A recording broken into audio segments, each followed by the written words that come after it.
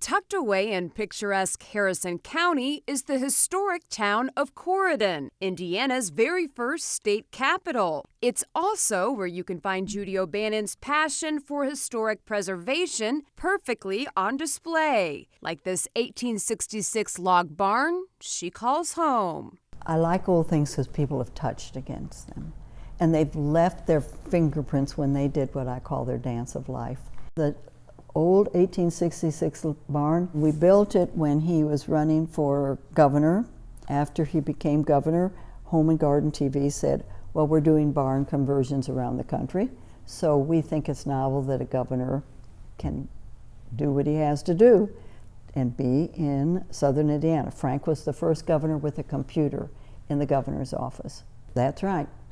And that's been like 20 years ago, first computer in the governor's office. Over a century ago, the O'Bannon family bought the local newspaper, and the family still owns it today.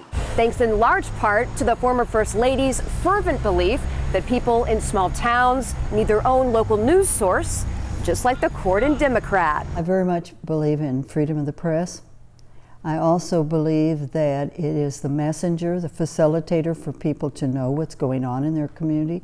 How can you connect? You find out what family's house burned and needs help.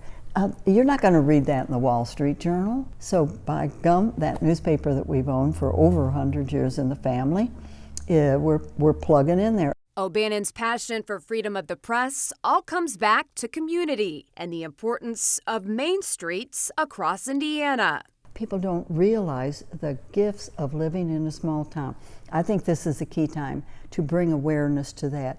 Folks who've worked out of their homes have had eye-openers about what they can do from anywhere, but within that community, to make sure that you have things people want to hang around for. If you don't have intellectual stimulation and opportunity to grow, well, what a bore. Who wants to stay behind for that if they're a college graduate ready to go with a new degree?